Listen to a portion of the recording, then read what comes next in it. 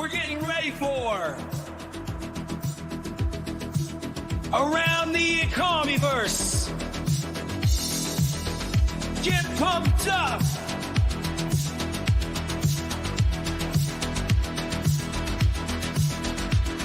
Get excited.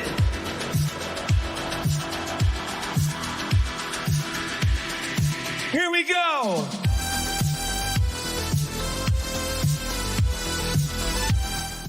Yo, yo, yo. Welcome to Around the Ecomiverse, episode 75. That's right. We've done 75 episodes of the show now. We got your boy Crypto Rain, we got the real Randy Chavez, and we got Mr. MC1 in the house today. How's it going? What's up, everyone? Oh, love the balloons. Did I do that or did you guys do that? I didn't do that. That was you. Really? Trying it again. How'd you do that?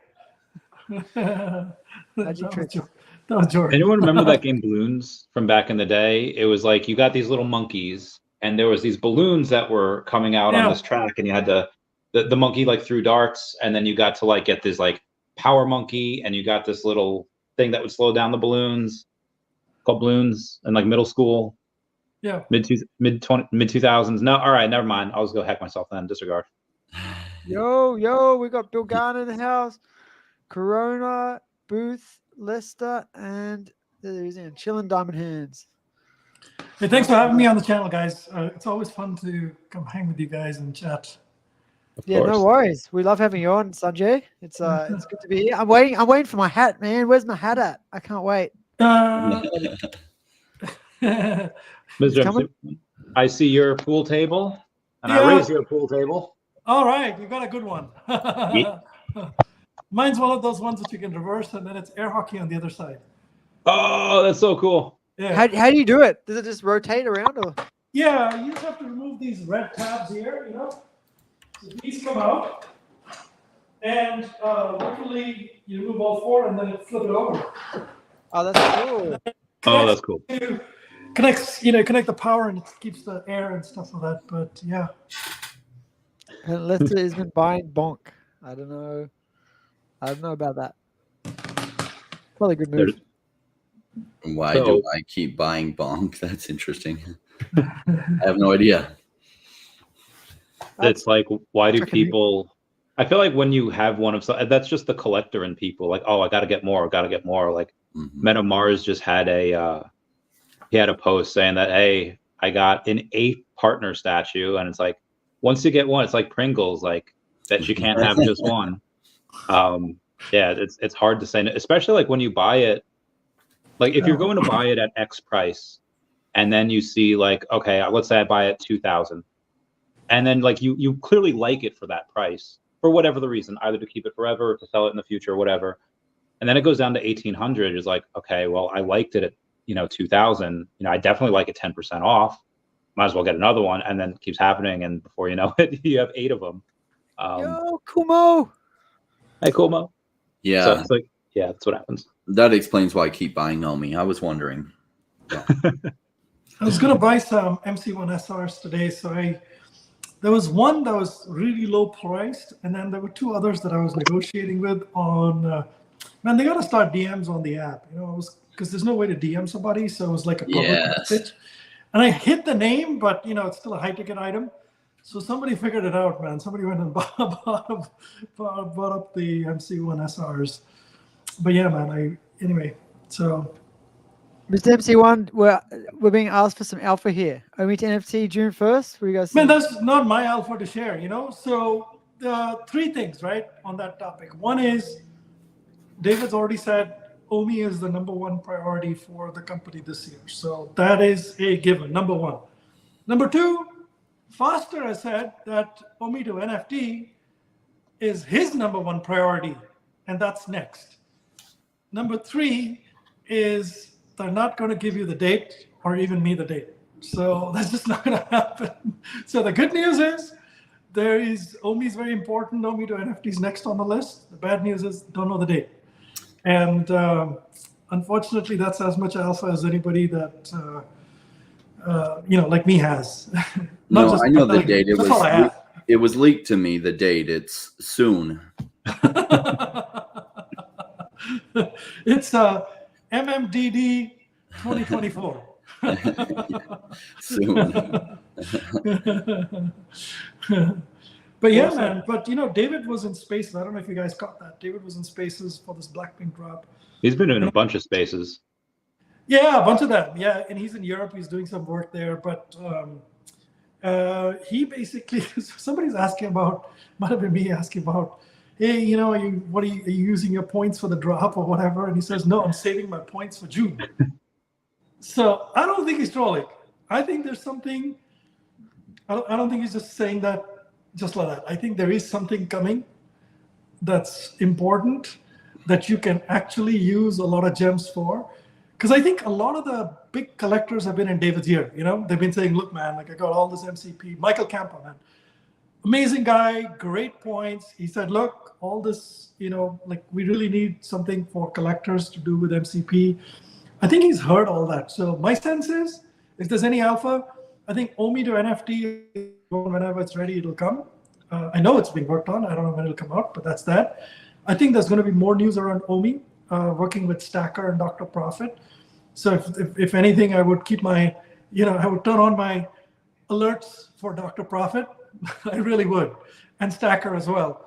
Whenever he posts something, I would read, I would understand, I would go back in history and read his posts.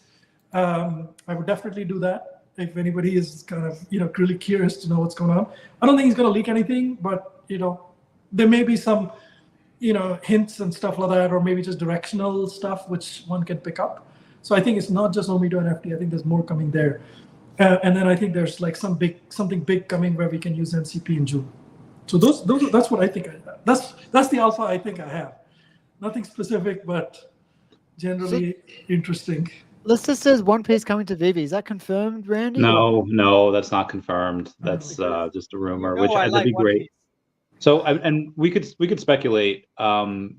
When David said like, "Oh, we have like the biggest IP coming," or like even bigger IP than Blackpink, that gives us a very small pool of IPs. One Piece would be in that IP because that's one that's liked by everyone. Yeah. A lot of anime, My Hero Academia, Fairy Tail, Dragon Ball Z, Pokemon, a lot of stuff in that range. He has been teasing Pokemon. Well, was it for Blackpink? I think outside of the direct team, there was maybe one or two people that knew it. I had zero idea that was coming. I had zero idea. Not a clue. Not a clue. So they can clearly keep things to themselves, which is they can clearly keep things, to the chest. So David's been kind of teasing Pokemon. People have been putting up statuses about it and be like, "Oh, these are what they might look like." Say like, "Oh, if we have them like this, yeah, that'd be cool." What do you guys think? That the IP might be. Not a clue. One Piece. Oh, Dragon Ball Z. Dragon Ball Z would be awesome. That would be awesome. Yeah, that would be big. Like Pokemon would obviously be some of the biggest IP they could have. Dragon Ball Z would be really cool though. Yeah, Dragon Ball Z would be pretty cool. He was in Japan, I think earlier this year. He went for a long time too. He was there for a couple of weeks. So you never know if he's kind of negotiated. I mean, we don't know. In the past, David has said that he wants to bring Japanese IP to VeVe. So they brought Korean stuff.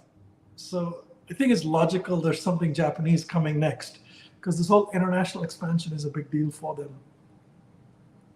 Yeah. I mean, he's in some fun here. David, oh my God, fuck off. So. Like, just fucking block that guy. Yeah. He's not on my channel. He's on mine. I'll just report and misinformation, harassment. I guess I can have do. All right, gone. Excuse my foul language. Anyway, David is actually traveling. He is in Europe now for the Entrepreneur of the Year award. So he's in there. And then we have, which by the way, he won that last year. What are you guys thinking of this year for that? Well, he won the Entrepreneur of the Year in New Zealand. This is the global award. So it's the same award, just the next. It is the global level. Yeah, so it's all the guys who won the Entrepreneur of the Year in the different countries all get together, I think in Monaco or somewhere, and then they do the award. So I think it's that. So it's not a different, it's the next level. Yeah. How much Ecomi do I need to stop working? It depends on your lifestyle. 200 million. Depends on which country. There's so many variables in there. Which country? What is your cash burn rate? You know, a lot of questions in there. But 200 million is a good start for you. I'm close. Hopefully by the end of the month, maybe early next month, I get that and surpass it and go further.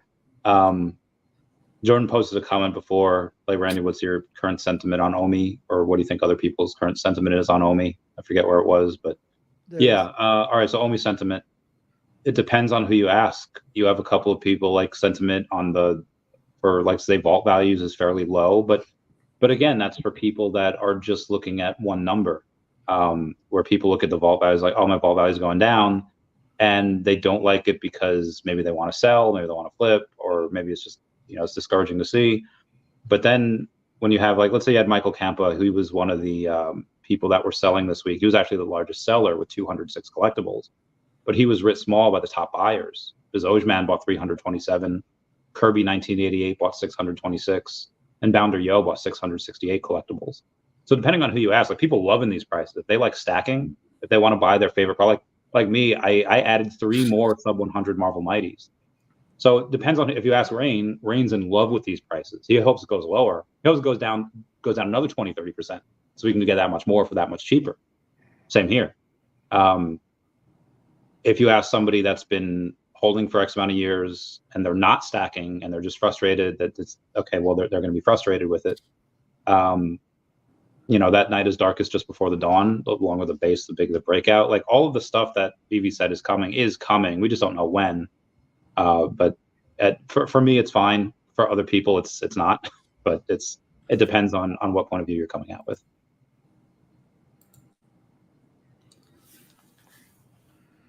So one of my thoughts on it, well, along the lines of what you're saying, is when I was new in crypto and I started to figure out that there were cycles involved in this. And so it was about March of 2017. And I'm looking to the left on the charts and I see these lows. And I'm thinking, as I looked at the charts at those lows, and I'm thinking, who the F sold at those prices? Who are the people that sold? And it was right before or months before things really, really took off. And I'm like, what was going through their heads? So these people waited until then, sold, and then missed out on the amazing runs that happened later. Well, we're seeing it in real time, right? So right now we can't look to the right and see what the chart looks like 6 months from now, but we're looking at exactly where it is now. Like OMI token, I'm super bullish on at these prices. It's amazing. And it baffles me that some people are selling these prices, and great. That always happens. Just like when I was somewhat new and trying to understand who are these people that sold right before the massive bull run happened, that they ran out of patience. They couldn't wait anymore. They were fudding on whatever project it was. And then literally 6 months later, the prices went 200x on some things. And yet the people that had hung on for a year or 2 or 3 sold out at that bottom and missed the run that they would have had if they'd waited 6 more months. And gosh, what is the mindset of those people? And I hadn't been in crypto then, so I didn't know what it was, but I was looking and I was like, man, I hope I never make that mistake. Well, I see people around me making that mistake now. In fact, you get some of them as comments on the videos and other people, and I'm like, cool, make that mistake. I won't be the one. Oh yeah, OMI's dead. I put it all into meme coins. It's like, cool, that's working out for you now. We'll see in the coming bull run, like, who ends up making more. Probably won't be you, but maybe. And overall, like, I'm patient. Like, cool, I know how the bull runs work, and when the bull run hits, not everything hits at once. I'm going to wait till OMI does really, really well, and then I'll be selling. And people will be like, oh, why aren't you talking about buying OMI? I'm like, I wanted to buy it at a fraction of a penny, and now it's 10 cents. Why would I be saying it's a good buy at 10 cents? It's like a great sell at 10 cents. Like, buy more? I don't know. I don't know. The risk, the chances that it goes up from here aren't very good. The chance that it reverses from here is high. 10 cents would be a sell price. Yeah. Apparently, Patient Hollow did a fantastic 30-minute breakdown of the crypto cycle a few days ago. Similar to you, Rain, just different take on it. Well worth the watch. Nice. He posted another video a couple hours ago. It was pretty short. But he had just said like, hey guys, we're seeing some capitulation because you had a couple of OGs that have been selling, and that, you know, if that's not a bottom signal, you know, maybe something else is. But yeah, this is what people with dry powder on the side look for. They look for like the absolute bottom. And again, is this the absolute bottom? I have no idea. But it's pretty heckin' close. I would love it if it's not. I would love to see 0.0002 or whatever. You know, hallelujah. Maybe there's somebody that will sell at those prices. And if so, I will love you for forever. I'll even let you come visit my island that I buy with the gains I made because of all the OMI you sold me at that price. Thank you. Yeah, cool. Randy, you getting some weird comments, man. What's happening? Yeah, dude, I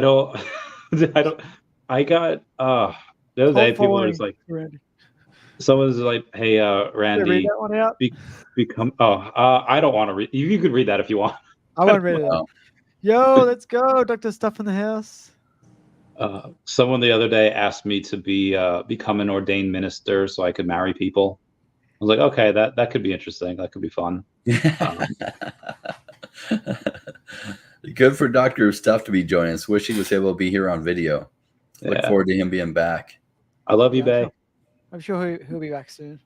By the way, when I call people, like I call everyone Bay, because a lot of this space is men. That is a lot of men. So, but sometimes when there's a woman on, I'll say Bay, and people will be like, "Is that the new Mrs. Randy Chavez?" I'm like, guys, call everyone Bay. I don't mean anything by it. That's funny. So, what any drops you guys are looking forward to at the moment? Whatever they've been teasing about coming up. The big one. Is that? Well, That's I mean, June, I'm going to pick up all the Blackpink stuff. So the gold and silver, and the pink and silver next week. Hopefully, I get it, at the crafting time. But if not, I'll, just pick it up. Yeah. I think that's a pretty big IP. I don't think a lot of people understand the significance of that. You know, a lot of the current audience on VeVe are not collectors of they're collectors, but not collectors of Blackpink, or they're just people who, crypto people who came in, make a fast buck, right? They don't care what the IP is. They look at the edition size. Is it going to be more in the aftermarket? They're going to buy it and sell it and stuff. So a lot of that crowd is there today. And I think over time, VeVe's opening up that market. What was encouraging for me was that there was a lot of upper funnel action. In marketing, you look at the upper funnel, which is how many follows did you get in socials, how many likes did you get, and that type of buzz. And that's a very big number. And then, in the tens of thousands. And then if you look at how many people downloaded the app, I don't know the exact number, but I know it's a big number, very big number. And then, when you look at the number of people that actually converted, that was low, right? Many reasons for that. It could be the price point. It could be a lot of factors, the initial kind of inertia with buying. Could be it was too confusing, too many drops all at once. Mm-hmm. But VeVe's opened that door, and now they're going to do multiple things at different price points in different ways. And I don't know the answer, but VeVe knows the downloads by country. That can be very telling. How much of that action was outside of the US?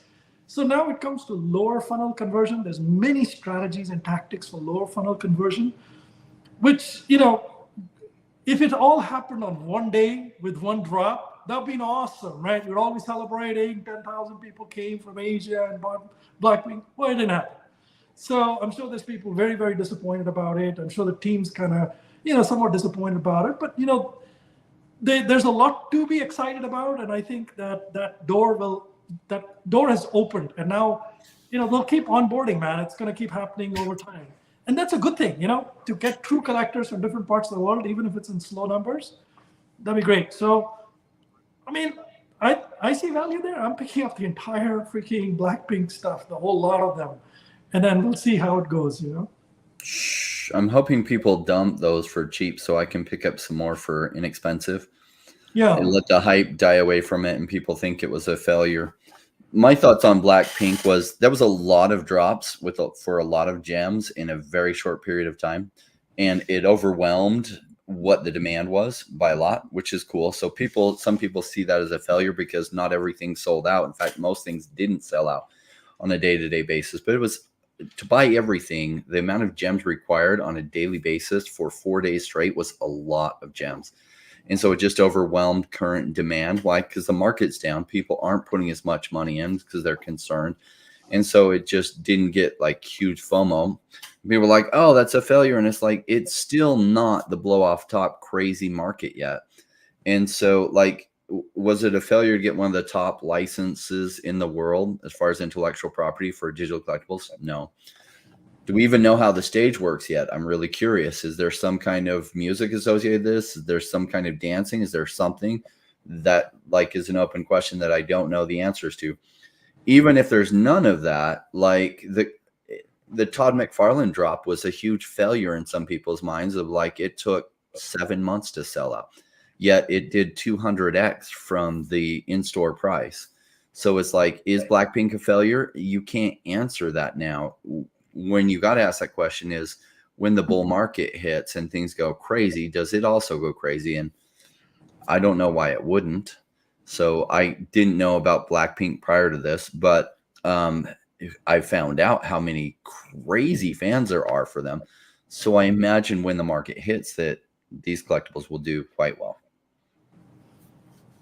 We've got a few different comments here. D Supreme says, VeVe should have just done music NFT instead of 3D models. That's an interesting idea. Like if they did music right, there'd probably be a lot of demand for people that want the music, not just... Yeah, it's a little, intricate because Blackpink hasn't made music recently. They're all older, the music's all older as a group, even though they individually put out music. So when you go back and try to acquire older music, there's different rights and different licenses in different parts of the world. So to go back later and try to get licenses for that, music from 2 years ago in various different countries, to do it on collectibles in a different medium where you don't know how much, action you're going to have. There's a lot of complexity with that, is what I've heard. Obviously that would be great. I think the door remains open to do that in the future because at the end of the day, it's under the brand of VeVe Vibes. And Blackpink's just one of the artists under YG. So it's possible that they may have other artists with music, Korean music, K-pop music or whatever. Yeah, there you go. That's right. So we'll see how that works out. I mean, I think there's a lot of complexity there. It's not a question. I don't think this was a choice. Should we just hold back the music and just do 3D collectibles or whatever? I don't think that was a choice there. It would be hard to because they're like a premium digital collectibles app and the AR is the big thing. For them to become the music app to try to be Spotify as well for NFT music is a whole nother avenue that like they'd probably over time get crushed in because they can't focus on those two areas at once. So they focused on the area which they are owning, which is the premium digital collectibles in 3D, like augmented reality versions. And they did just fine with that. Especially what I do love that some of their collectibles are animated. That would be awesome if there is some kind of animation with these. Maybe you have to get the stage or maybe there's nothing. But I think that would be cool, right? When we saw like what Darth Vader could do or Wolverine with the claws coming out and you could take the mask on and off, like these are killer things. I think that's the future of collectibles because it will make all the 2D stuff boring compared to this. Yeah. One of the things that I saw that I'm excited, obviously the unannounced thing, and who knows if that's going to be in June or if they might delay that, but Comics and Crypto put out $1,000 bounty for a mint number 1966 of the comic that's coming out tomorrow. That's if it's a common or uncommon. If it's rare, ultra rare, secret rare, they're open to different interpretations just because that's a real key comic. First appearance of Galactus. So you have people here that, Marvel's nothing new. We've had that for years. We've had comics for years. Now we might have just had the new comic store we were given the keys to, which is great. But this is still an ordinary drop. I still like that there's still a lot of hype for certain mint numbers. for certain collectibles, especially for things that have first appearance. So that immediately, that's one thing that I'm really excited for. And the next thing, probably just more Marvel Mighties whenever we get those. Yeah, it's kind of interesting when you look at VeVe, right? They first were just collectibles, digital collectibles, blockchain level 2, level 2 scaling solution and stuff. Then they did comics, digital comics that are not NFTs. So now, theoretically, VeVe is not even purely an NFT company. They do digital stuff that's not NFTs, which is great, because if there's exposure to NFTs, overexposure to NFTs, and NFT business market's gone through some challenges and stuff, right? They've got the other side going. I think they're going to just open this up. I think they're going to have metaverse. They're going to have, like obviously I'm in the beta for the metaverse. They'll do that. I think they're going to do phygitals. I think they're going to do like a whole, number of different verticals and categories. And you're just going to see these things hit one by one by one. Within NFTs, you're going to find all kinds of stuff, digital collectibles, all categories. I think it's going to switch.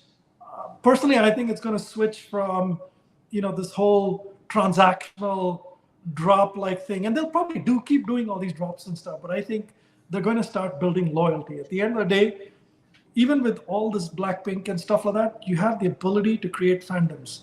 You have the ability to create an affinity group that can then interact with you for future tickets, for future shows, for merch, for so many things, man. That'll be I seriously don't even know why it's not happened already. Like Disney. There's no reason why Disney can't take this community of NFT buyers and create like a fandom that goes and watches movies, buys merch, goes to the parks, and they have incentives to drive all this stuff. They have events, there's all kinds of things, man, music, so many things that they can, do with this audience, and Disney has not done any of it with this audience as yet. My sense is, it's just going to happen, dude. Like it is just going to happen. When I look at all the other kind of stuff, like I'm into Formula One, McLaren's doing a lot of that. Maybe there's still some skepticism around NFTs, which kind of makes these brands a little hesitant to plow in all the way. But it's going to happen. And I think VeVe is going to be at the front of it because VeVe's got the biggest audience of all the other companies, even though it's small, it's small, relatively small. Anyway, that's sort of my thought on it, man. It's a great point. And when you ask why they haven't done it yet, it's because their boards are primarily staffed by people between the age of 70 to 85 years old. And so they're just scared, right? They're like, NFT has a negative association. We can't go that route and risk. And so Disney's so big, it gets in the way of being able to do that because they have to run those types of decisions past their board, and their board would never approve it till crypto becomes this big thing and they see some other company that's more nimble doing it, and then they'll say, why aren't we doing that? Then all of a sudden Disney, which already has this IP with and this relationship with VeVe, be able to move pretty quickly towards that. Yeah, and I think that it's also just one of those things where it takes a little time, and I'll tip my hat off to YG for this, man. They did, they really showed up, man. They showed up for the party.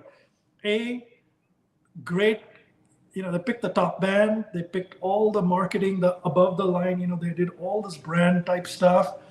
And they put out some merch for us to kind of win and stuff. I think this is where you kind of see these guys, they keep doing it, it'll be successful, is my sense. Anyway, we'll see, time will tell, These things take time. So Bill Gunn has a really good comment here.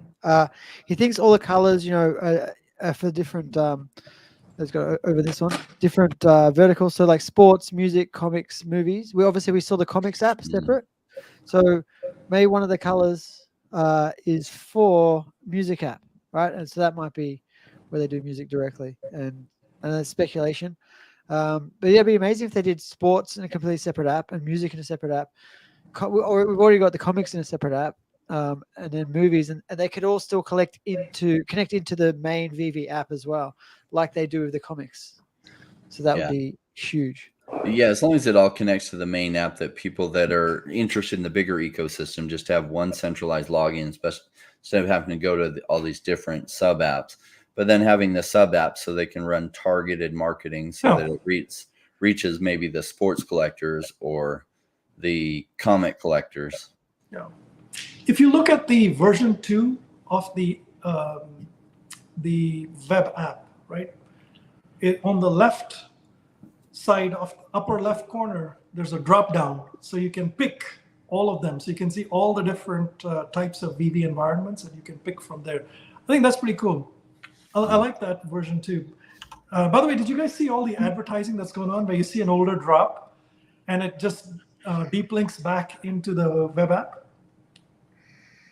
What were the ads? There was like a Star Wars one I saw. There was a might have been a Mighty's one or something else too. I took a screenshot of it. These mostly Google ads, Facebook ads. Yeah, these are Facebook and stuff like that. So basically, the way it works is we know it's an older drop. And while you guys are chatting, I'll pull it up. But basically, it's an older drop, didn't sell out, but they're advertising it. And when you click on it, it takes you directly into the VeVe app, so you can go buy it without KYC and stuff. So it can convert intent into a purchase very fast without having to download the app and download this and KYC and stuff. Kind of like the one-click version from intent to buy. It's really good what they've done with that. And let me see if I can pull up I don't know why there's so many screenshots, you know. No, I've got like the whole day I'm just screenshotting stuff and doing nonsense. So let me see if I can find one of these good ones. Have you guys seen the latest with? I think it was Microsoft. They have this thing called Recall, and for your computer, they've got new computers coming out, like Surface Pros, that are laptops now that have a third chip.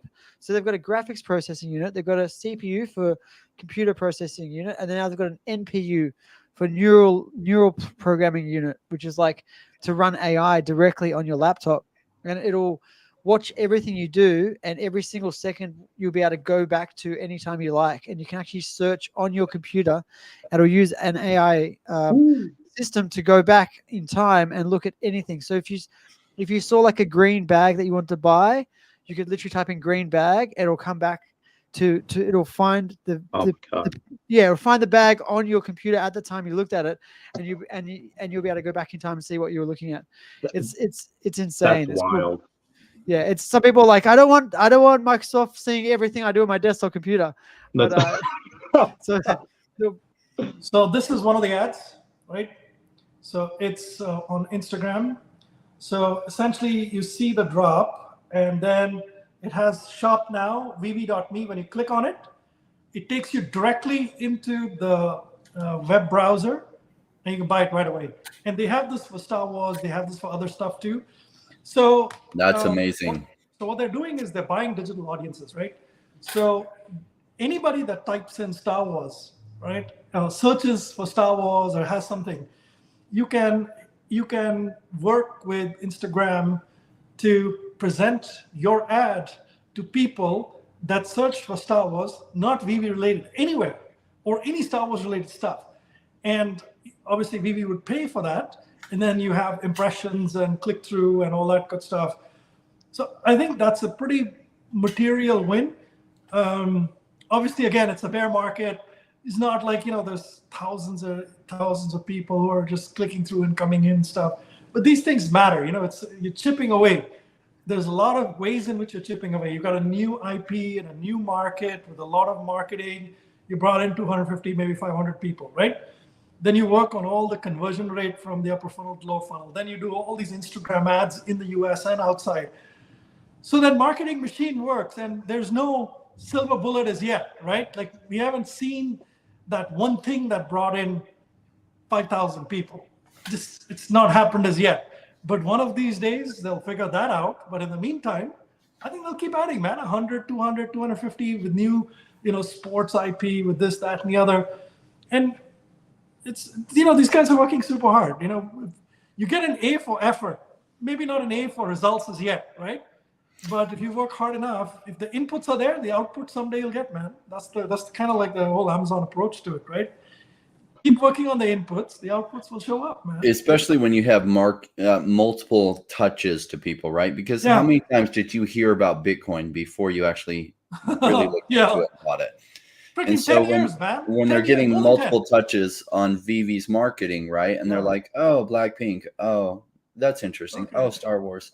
Oh, that's interesting. But after a while, they're like, oh, damn. Like, okay, Star Wars, Blackpink.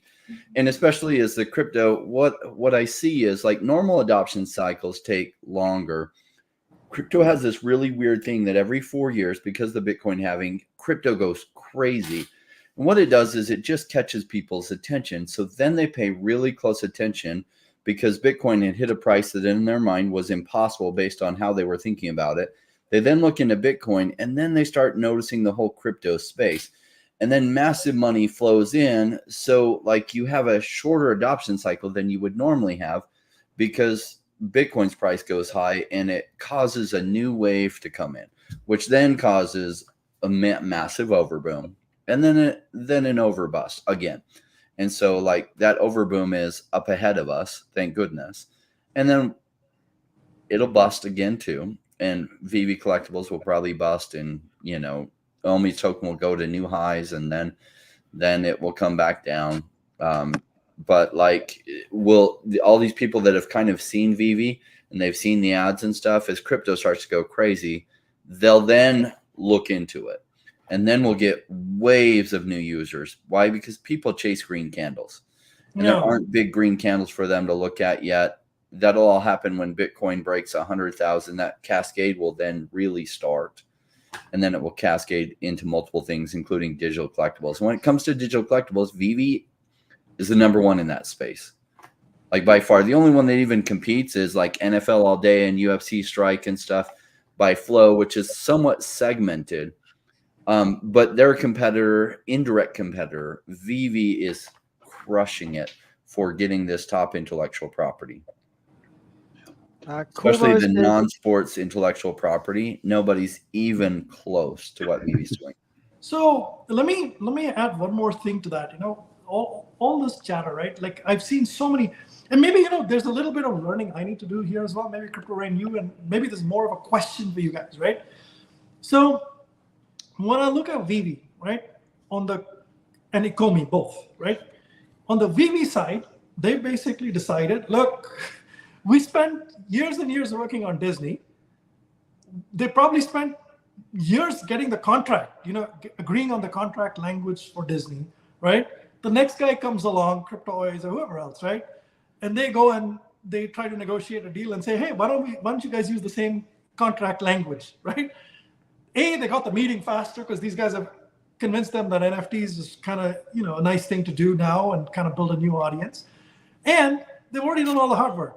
So, if VeVe starts talking about IP that's going to come, all these other companies, competitors and potential competitors are all going to stand in line out there, trying to undercut, right?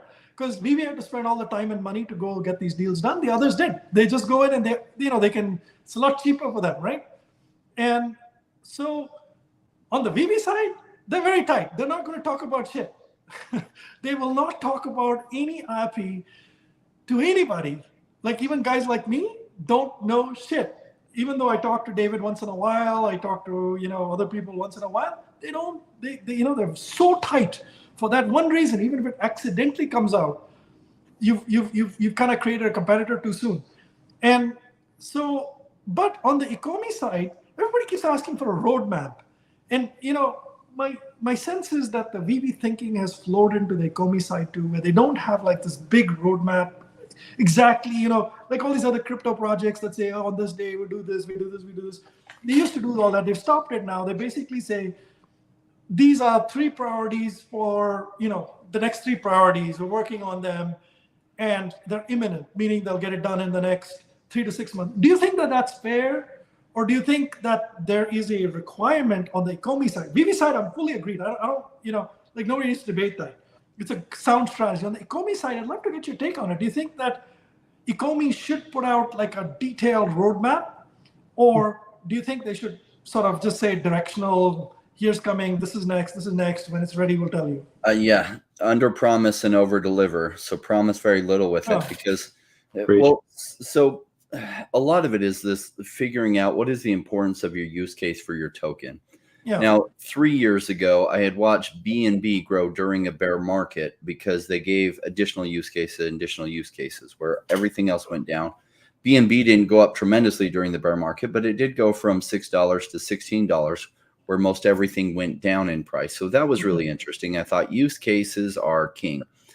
Okay, they're helpful, but they aren't king, because later I was very interested in what Decentraland and Sandbox were doing with their metaverses, but I didn't hold a lot of their token because the use case on it was so basic, like as basic as you could get for the use case of a token. Essentially, people could choose to sell Sandbox items in Sand versus ETH on the marketplace. Like that essentially was the use case.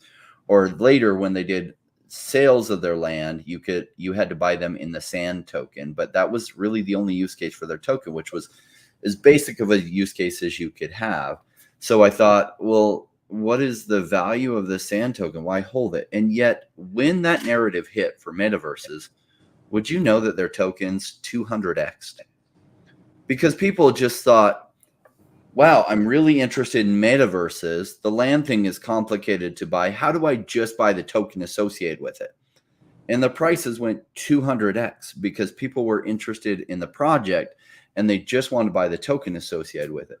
So what does VeVe have to do for OMI to pump in the coming bull run? Nothing. They've already done it all. It's just going to happen as people wake up to digital collectibles because there's a big awareness gap. A lot of people haven't really caught on. They don't realize that digital collectibles are even out. They don't understand the pros versus cons. They don't even know hardly anything about crypto. So there's an awareness gap that as Bitcoin goes higher, people really start paying attention to crypto and that awareness gap gets closed. And then people are like, oh my gosh, these digital collectibles are the coolest thing ever. What's the token associated with what VeVe's doing? Oh, OMI, where do I buy it? So now that doesn't mean don't you work on giving additional use cases and getting on additional exchanges so it's easier for people to buy. No. But some people say OMI will miss this bull run if they don't do X, Y, and Z. And they're wrong. They're just flat out wrong on that. Will it do? It's going to do. Chances are extremely high that's going to do very, very well in the upcoming bull run as this idea of digital collectibles takes off. People want to buy the token associated with VeVe already. Are there additional things they could do that'll pump more? Yes, there are. But because people are so just like worn down by the bear market and they're just looking for excuses to complain, don't promise. Just keep working on it. And when it rolls out, like BNB kept rolling out use cases for their token. They didn't tell anybody what was coming at all. And then it's like, oh, by the way, if you hold the BNB token, you can get access to these projects launching on our platform. And everyone's like, whoa, okay, that's cool. I didn't expect that. And then all of a sudden it's announced. So that's what I think Ecomi should do is don't promise anything with it. Just keep working on it. And then one day surprise everyone with, okay, we have this ready. It's like, yay. And I mean, BNB didn't make any, oh my gosh, you know, we hope in the next 5 months this will happen. No, they just like under promised and then over delivered. And BNB was a remarkable use case of something that launched at like, I don't know, like 2 cents. And later at the high was going for like $700. And she is right almost back there. Like it's crazy the amount of gains that project has had on their token. Awesome. Let's do a quick shout out that we have 340 people watching us, which I think that's not quite the record, but we had a bit more. We had David Yu on, but it's getting pretty close and pretty up there. So thanks everyone for watching. What did you promise them, Randy? Did you say something?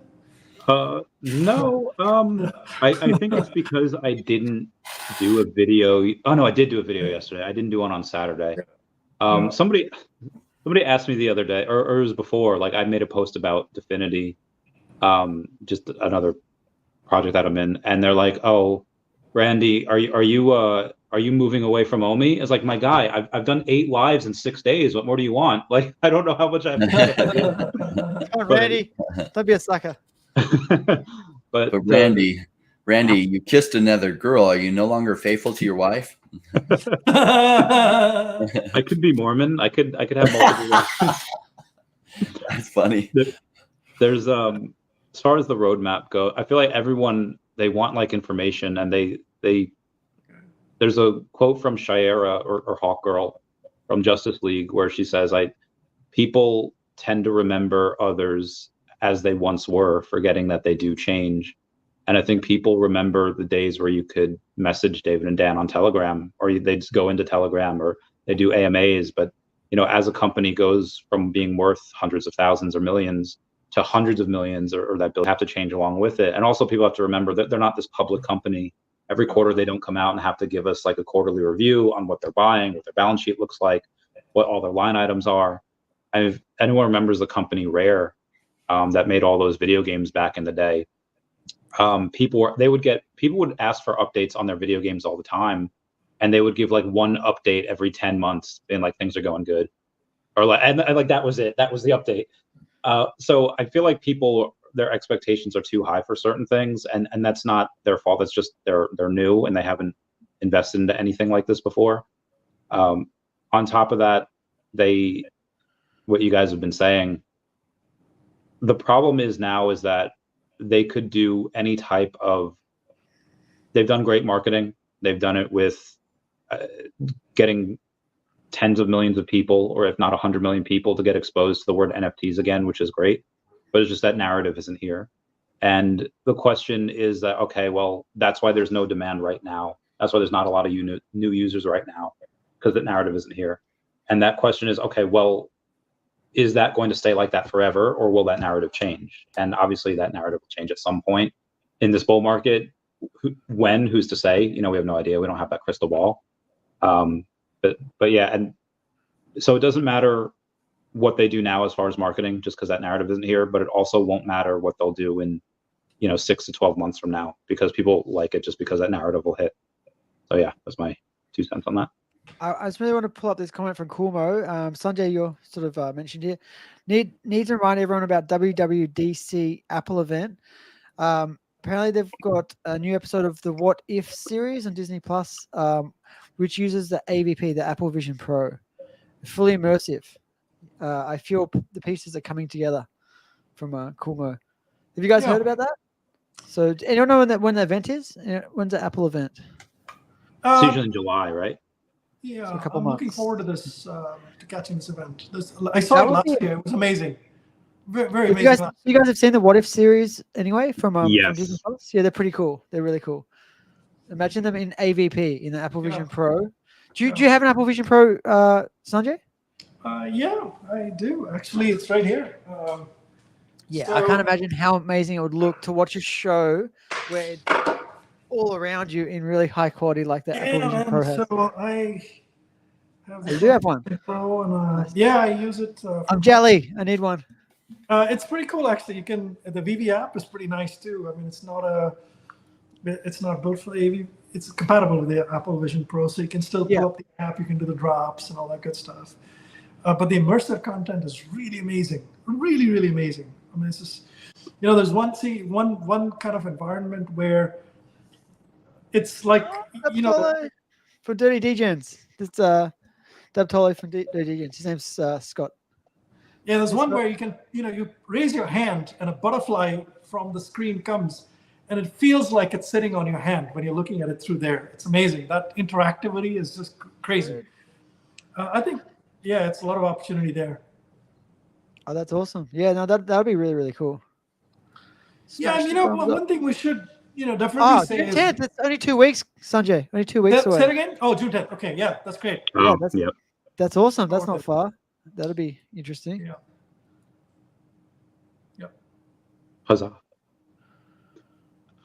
As far as IP, we've had Yoda and now Grogu go over to Cryptoys, and there was somebody in one of my group chats pretty recently saying that, hey, listen guys, I'm in like 40 different NFT projects, and it's just like there's no new users in either of those, in any of them. I remember last year when David was on the podcast, I'd asked him about how do we keep Web3 licensors interested in Web3, or these licensors interested in Web3 when there's only people, where their first iteration in this has failed, like Recur. And I asked, like, what do we do with those licenses? And he's like, don't worry about it. We got those licenses. When do you think we'll get some of those from Recur? When do you think they'll announce it, like Rugrats or like Care Bears or things like that? Oh, yeah, because David, you mentioned he's picking up some of those licenses, right? That have been dropped off. Yeah, he mentioned that like a year ago. So I'm waiting. I don't know, Rain or Sanjay, do you guys want to take that one? What's the question? When will David release some of the IP that he's picked up from Recur? I think, is that right, Randy? Yeah, I mean, I understand it can take several, a lot, especially if it's new. But if they're licensors that were already interested in Web3, they could just back the truck up and then just, go to VeVe. So I'm just thinking how they might do that. Yeah, I don't know, man. The VeVe has like a very long kind of a pipeline of stuff. Very long pipeline. They would say, yeah, it's great. Yeah, let's work on a deal. So we've got next 8 months scheduled out, somewhat flexibility after month 9. And it's like, oh, shoot. I think that priority is going to be where they're able to bring in new users, new fandoms, and things like that, right? Any drop, even if it brings in like 100 new users, is 100 net new people, right? Someone want to take this question here? Sanjay? If you had to give the BP, the Blackpink dropper, score out of 10, what would you give it? I would say, look, overall, I would say that it's not what they wanted it to be, right? I think it's pretty clear that if you think about an IP like Blackpink, you'd expect to bring in a lot of people. And so my sense is it's not been successful overall in new user originations in the first week. However, when you break it out into its components and you say, was it a complete failure? Or was it, were there wins out there? So I think the wins are, number one, you brought K-pop into VeVe. Check, right? That's a new vertical on VeVe. It's a huge vertical, lots of people. There are many reasons why you couldn't convert them into people that downloaded the app and bought your NFT on the first day. There are many reasons for that. But if you look at it, have you opened up a door? Yes, very big door. You opened up the K-pop door. You've opened up the K-drama door. You've opened up the Blackpink door. Very big success on that front. 2, you had lots and lots of upper funnel action. You had the Black YG kind of, the word VeVe came out of a, superstars' mouths, man. There's a lot of people that heard that thing, VeVe. What is VeVe? Lisa said it, Rose said it, Rosie said it, Jenny said it, Jisoo said it, right? They're all kind of said this word VeVe several times, and that's a big win as well. Then if you look at all the downloads that happened, I don't know the exact number, but it's a big number, right? So that's happened. So, those are all potential that you have to convert now, right? You have to convert that. So to me, that conversion is still an open opportunity. It's not that it's gone, right? And it's the start of a journey. It's now they're going to bring in, different types of K-pop bands, different types of K-drama. Hopefully they bring in some music with some of the bands. Hopefully they're able to build on this and create different collectibles at price points. Hopefully they have an engagement thing where to get some kind of merch or to get some kind of access to something, you need this NFT, or NFT opens it up. So it's a journey. I mean, I think that from that standpoint, it's very encouraging. I'm very, very encouraged by the progress on this Blackpink drop. Definitely not a success in terms of, a drop mechanic and the number of new users. But I think even new users, man, if you talk about 500 new people came in, that's 500 people you didn't have. When I look around, it's not like somebody else has brought in 5,000 people or even 50 for that matter. Yeah. A lot of them are not even 50, man, for the month, VeVe's definitely winning the race in the category they're in. And people are frustrated because, like, oh my gosh, I was hoping this would be the drop that really kicked off digital collectibles becoming the thing. And it didn't do that. Clearly, it didn't do that. And though it was a big deal, it ended up being like a small deal in the short term overall. The long term impacts, I think, are quite good. Yeah. The short term impacts were like very muted, right? Like it did okay. It is a massive IP. It's yet another one. But we're just in the market we're in, right? In that, like, the greater bull market hasn't happened yet. It's setting up for that greater bull market. I'm glad that they have this IP already announced and in place, because they have other big IP they're going to be announcing later. And so they have to keep moving through that pipeline. And what will happen is people are looking for digital collectibles or crypto projects to invest in. They'll see this thing VeVe with some of their favorite intellectual property. That's when the user acquisition will go crazy. And then they'll have a different problem where they're having a hard time keeping the servers up because there's so many new people coming in that it will be probably crashing the servers. So right now, do I think they hit anywhere near the numbers that, like, even the team hoped? No, probably not. I know it definitely didn't hit the numbers a lot of, like, the fans hoped. I think VeVe made a mistake on this drop as well, right? Let's talk about it. So there was a mistake on this drop. And what was these that? Drops, the first round. The complexity? Well, that could be one, because a lot of drops with a lot of mechanics. But, to allow the crafting of the card with marketplace collectibles, it's a good strategy when the drop sells out and everybody's crafted. So then, the marketplace gives people an additional opportunity. But if the drop doesn't sell out, if you can craft, so what's happened is, look, on the Lisa drop, right? There's almost 1,000 pink Venom Lisa cards that have been crafted, but there's only 150 or maybe 200 commons that got minted. So how you get to 1,000 pink Venom cards from 200 commons, right?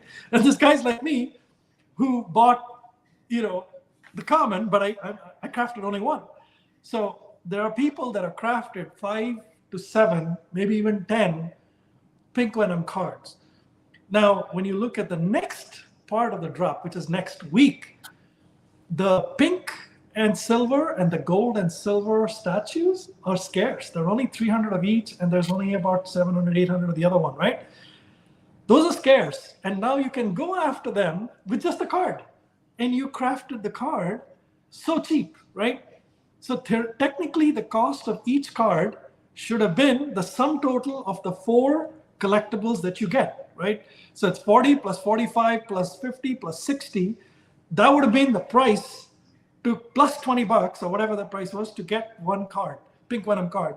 Now, what people did was, when they moved all 4 to a different wallet or different account, friend or whatever, just selling it for $195 times 8.5% or whatever the royalty on that fee was. Just the royalty plus $20 got them the pink Venom card, which is $35, $40. So not good for the collectibles that you dropped, but it's very good for the thing that's coming up, because now lots and lots of people have lots and lots of pink Venom cards to go after the gold and silver and the pink and silver. That's scarce. So my sense is that the gold and silver and pink and silver does well. Maybe that's appealing to some Blackpink fans that see these ads later. Maybe it's appealing to our people. But I think those will do significantly better than the drops that just finished. And the drops that just finished is a problem. I think there was a problem. Anyway, you live and learn, Like, I don't think VeVe's perfect. I think VeVe has learned from that sort of experience, and hopefully they get it right next time around. So we've got a couple really good comments here.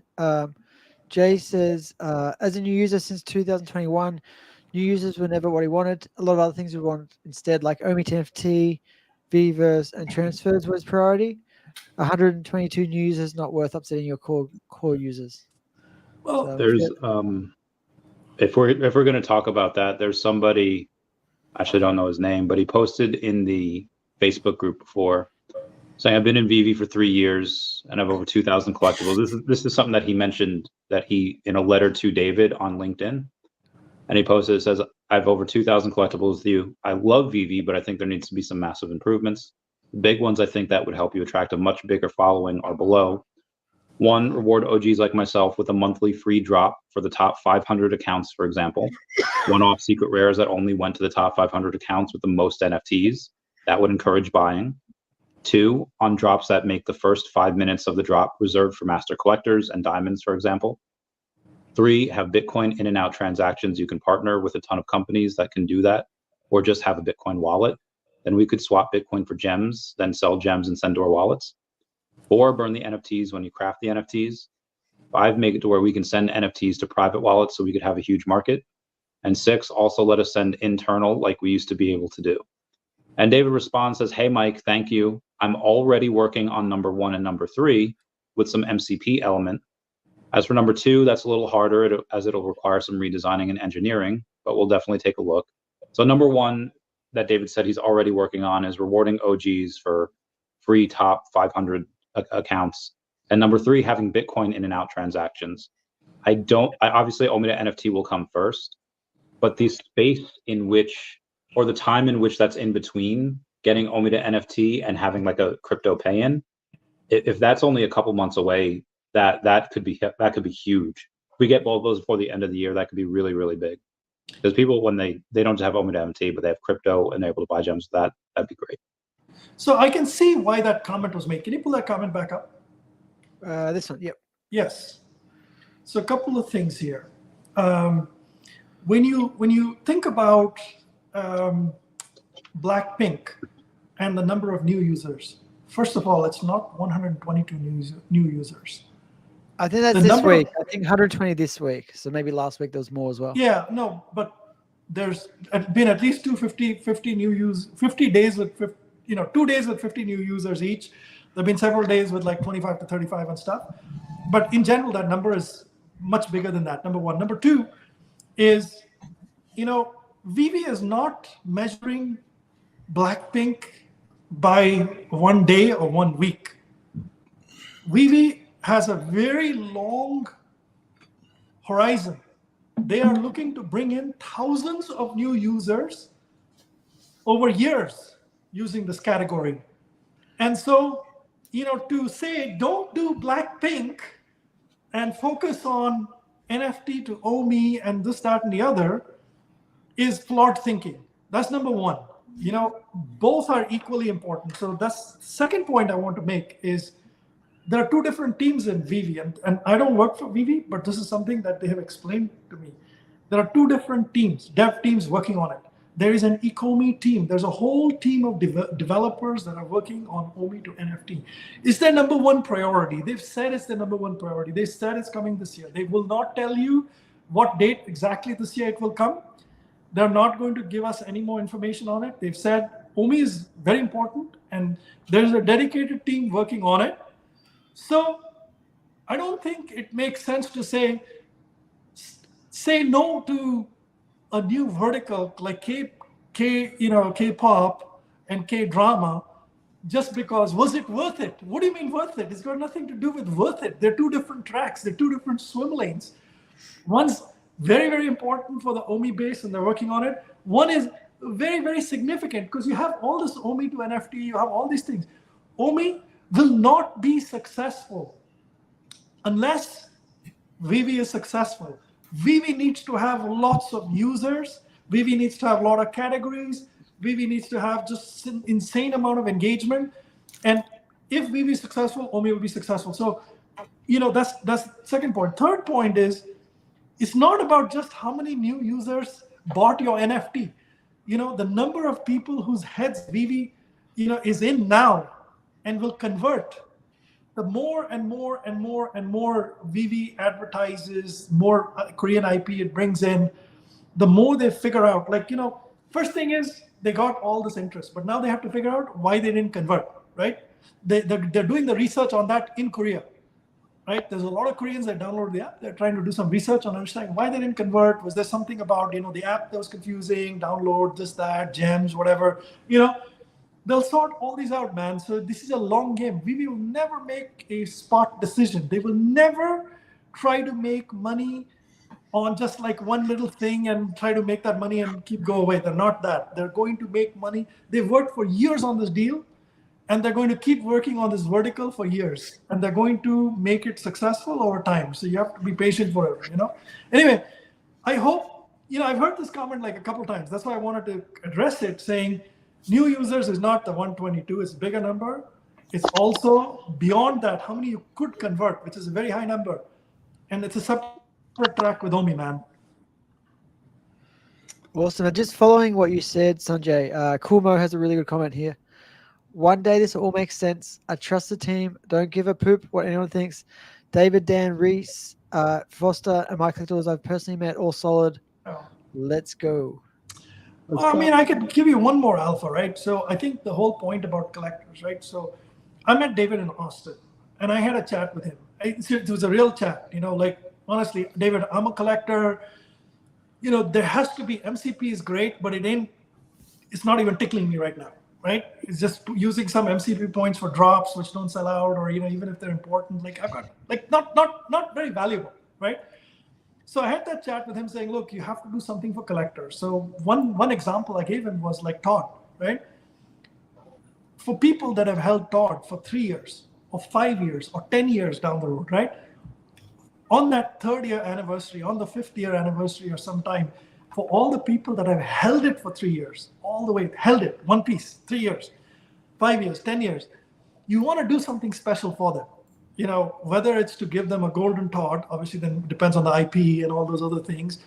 Even if those people have to pay $20 or $30 or whatever it is, right? Like maybe they can pay a little, right? But only the people who held it for 3 to 5 years get it. Now you have like something special that only hodlers have, right? And the hodlers are not, the chance of a hodler letting go of something like that, very low, right? I mean, people will still sell it, but to me, that would be something. And David said, look, I get it, man. I get it. So he didn't comment on anything else, but he understands the pain, the whole collector thing. Other thing I told him was, look, you have level hundreds out here, like Michael, like a whole bunch of people, right? These people have bought so many things. They're not looking for another airdrop. This is money, they're looking for something money can't buy, Money they have, like, you have another $5,000 piece. All these level hundreds have $5,000. They can buy several of those $5,000 things. So it's giving them something with $5,000 is not going to float their boat. You have to create like a very special, unique experience for them. Maybe it's like a dinner with peach momoko, right? I just made that up, right? So that's an example. Or you get some kind of like physical or digital art that is very hard, very rare. It's a once in a lifetime kind of a thing. Only, you and 2 other people have it and 3 other people have it. Like those kind of things matter to those type of collectors. So you have to have something for people that hodl. You have to have something for people at the top range. And you want better use of MCP points. So whatever they're coming out in June, my humble opinion, people that have a shit ton of MCP points are going to be very happy because they're going to have a bunch of shit to do with those points. But anyway, so that's that whole piece. And there's plenty of reason to be dissatisfied about it. But what I'm saying is that David has heard it.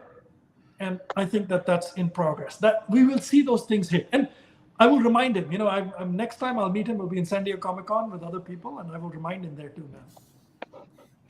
One of the things that like a lot of people that come into the crypto space is this lack of patience, because this is just all new to them.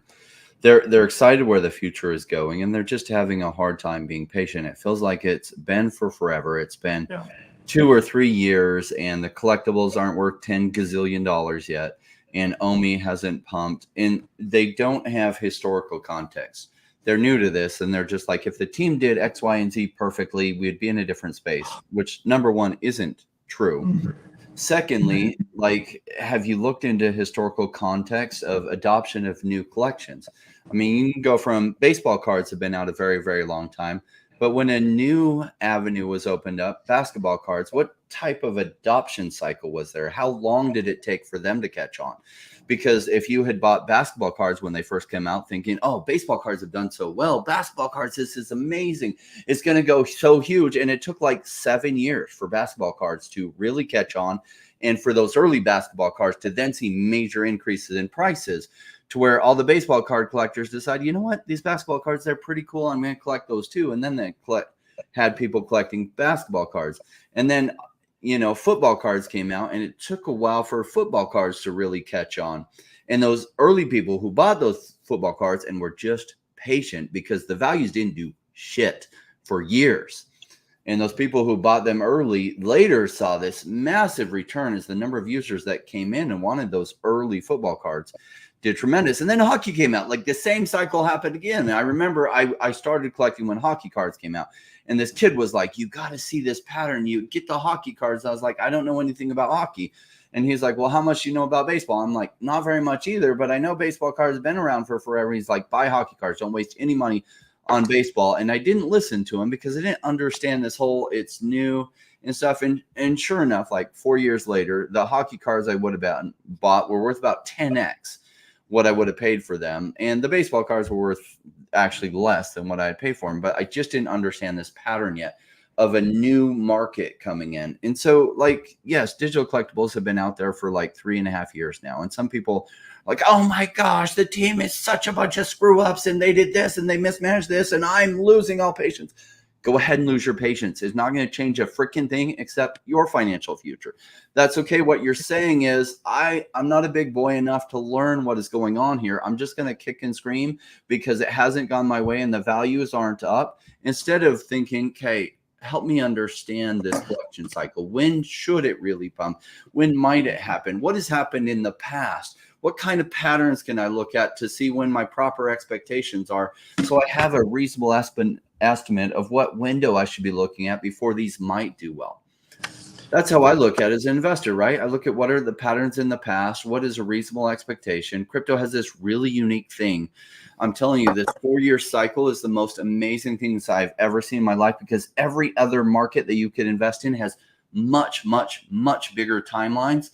And if you can't learn to be patient for a 4-year cycle, this is just not the right thing to be investing in. Yeah, if you're collecting, that's a different story. Just collect. Don't worry about the values. Just have fun collecting. If you're here for the investment side and you can't be patient for a 4-year cycle, there's nothing better. You're just not meant to do investing. Just stay away from it. You're just going to lose money because you will panic out at the bottom. And what I've realized is crypto just isn't right for a whole lot of people, because patience is something they can't have. And we're seeing a lot of that. We're seeing a lot of people, because 2.5 years, whatever, OMI has gone down during the bear market and the early bull market, and it hasn't pumped yet.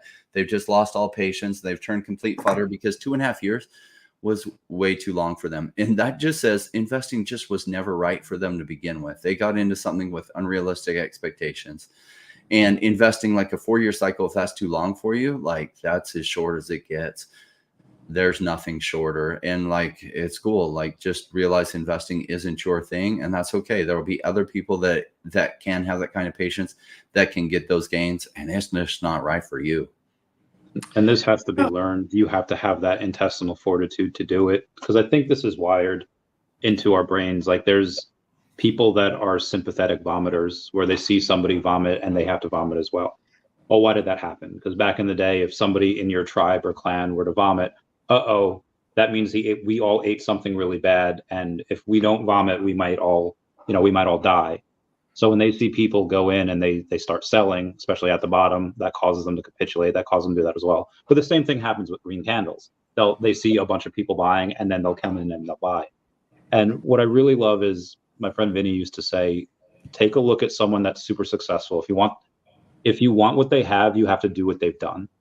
And look at other successful people. I mean, there's a couple of people here, but take a look at some others that are not here, that are still buying. And look at them. Okay, why are they buying? Why are they buying while others are selling? And then look at the people that are selling, and decide who you want to be like. So I have one question for you guys. Just before you go to that, Sanjay, anyone else seen this? David, you apparently is going to do an hours-long community update coming this week or next. Interesting. I don't know if the team will let him do a multi-hour long update.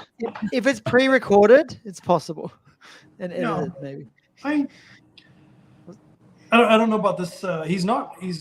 Well, maybe he's in Europe now. He's been in He might have Europe. mentioned it. He might have mentioned on Spaces or something. I'm not really sure. Maybe he recorded it before he left. Did he?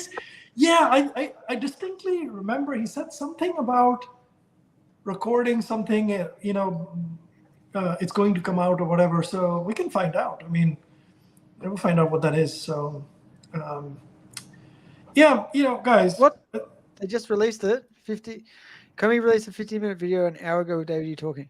All right, that's great. What, on our show? That's just rude. Unless you Ecomi worst thing is. I mean, unless you have a really big, unless my thing is cracking, unless my, hey, Fun of the Sun, David said on Wednesday he was getting MCP points for a big drop. Yes, he did. I'm excited about that. So unless there is a, my phone is derping here, and my phone is because I have the notification set for Ecomi, and Ecomi has not had any new videos in the last 5 months. If it's they do. There's one came out 5 hours ago, man. If it's is it? Yeah. Is it Ecomi or is it VeVe? It says Ecomi, VeVe, OMI. Is that not official? I don't know. It's 1.24K subscribers, and they've done. That's not Ecomi. That's not Ecomi then. Okay, no. So that's somebody else. No. Okay. So if the Ecomi official, they haven't released a new video in 5 months. If it's on again, I've notifications set for both, and there's been no new. By the way, guys, we're approaching 500 people watching live. I think this might be our record now. We're definitely getting up there. All right, so I have a question for you guys. I have a dilemma, and I'm looking for all three of you guys to give me one answer each. Okay. So, you ready? Might want to remember what I'm. 5 VeVe Gold logos, or 10 Ecomi SR logos, or 35 million OMI, or 15 partner statues, or 50 TODs. Ooh, that's what really would you hard. do? Just do one of them. What? Oh, 50 TODs. You get to pick one option. You said 15 partner statues? 15 partner statues, right? 15 partner statues. It's like $1,300. Right? I'll take that. I'll take that. 20 grand, you can get like 15 of them, right? Or 50 TODs. Let's, who wants to go first? How many gold logos? Partner statues. 5 gold logos, right? Okay. I'm with 15 partner statues. I think they can go high. So 15 partner statues be your answer, Jordan? Yeah. Okay. Lock me in. All right. How about you, Randy? If I already have. I was leaning towards OMI, and the VeVe Gold Silver logo. Yeah. But I already have so much OMI. That's why I was leaning towards the gold logo, and then I only have 2 of those, and I would like to get more anyway. But I would say not for you. I would say the gold logo for me, the 5 of those, because then even if I only wanted, let's say, 2 more, I could sell the other 3. So I would say the gold logo. Okay. Gold logo. All right. How about you, Crypto Rain? So what are the options? There 15 partner statues, or how much OMI? 35 million OMI. 20 grand, basically, right? I got 20 grand to spend. What do I do with 20 grand? Would I buy 35 million OMI, or 10 Ecomi SR logos, or 5 VeVe Gold logos, or 15 partner statues? Right now, it'd buy you more than 25 million OMI, right? It would buy you a ton of OMI. 20 grand would get me 35 million, right? Or 30 million. Yeah, OMI, give right? or take. Yeah. Yeah, 35. Okay, so you're saying 35 million. Yeah, so I'd go with the OMI. Go with the OMI. All right. I didn't hear OMI as a answer. I'll just give all the. You said Ecomi logos too, right? Yeah. So 10 Ecomi SR, maybe 10, 12 Ecomi SR logos. Okay. So you guys didn't really make it easy now. We got 3 different answers here. So maybe people in the audience, if you're listening, Yeah, let's record this, right? And let's see, like, a year from now, or even 9 months from now, which one outperformed. That'd be fun. Yeah, I think not looking to make a Omi quick should buck. win. Not Omi looking should to make a win. quick buck. Yeah, the chances are for Omi, but that doesn't mean it will win. I just say the odds are much better for the Omi. All right. Any other audience responses, man? Like Omi. All right. So Yeah, we've got a lot of people saying Omi. Omi. But we got logos, we got partners, people saying partners. Yeah. So there's a very mixed bag. I think all of them are good options, right? There's no bad option there. There is. One of them is going to be successful than the others. I mean, well, Omi's going to be Omi's going to be the most liquid. The trigger. I got 20 grand to spend, and I want to spend Sanjay, it smartly. Omi's always going to be the most liquid. You better buy. That's true, right? Omi's the most liquid. Yes. Yeah. Okay. Bag of Omi. All right. All right. Partner statue. So I think Omi's the winner here. It's hard for me to say partner statue because partner statue has 8.5% selfies, whereas the gold logo only has 2.5%. So already there, it's really hard. Yeah, but I have only about 10, 11 million Omi, so maybe Omi is the better choice for me. I need to. Yeah. I have lots and lots of collectibles. So. There you go. Split the difference. Crazy dancers, split the difference. Nah, dude. Like I want to ape into something. I think about 10, 15 people have said Omi.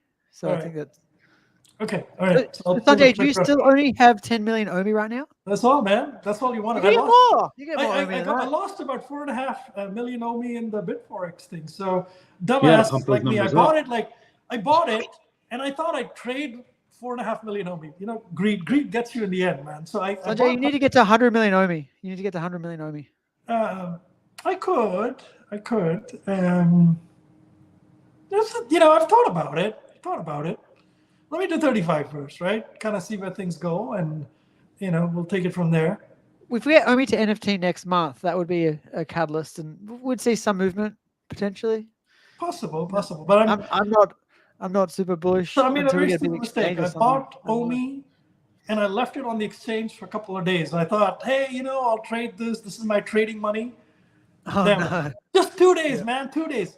The rest of the Omi is all in the bad luck. Whatever. Bad luck. And Tony Sanjay, some people left it on for like an hour. They just bought it and they were about to move it off, and then it got shut down. So yeah. And I have a friend who I had dinner with, and he has like 100,000 worth of crypto sitting on an exchange, and I told him, dude, like, please, I will call you. Don't do it. Just move it. Just move it now. It's worth it. It's worth it, man. It's worth it. With the $200 to buy a ledger, all right, and the 1 hour. Even if you want to trade, even if you want trading money, move it off. Bring it in when you want to trade it, and get it off when you're done. That's the risk. Guys, we're about to hit 500 people watching. Woo! Do you guys remember when we had David Youth? What numbers got to Rain or Randy? You guys are both there. Yeah. I don't think it was a while ago. I have no idea. I think we're gonna beat it.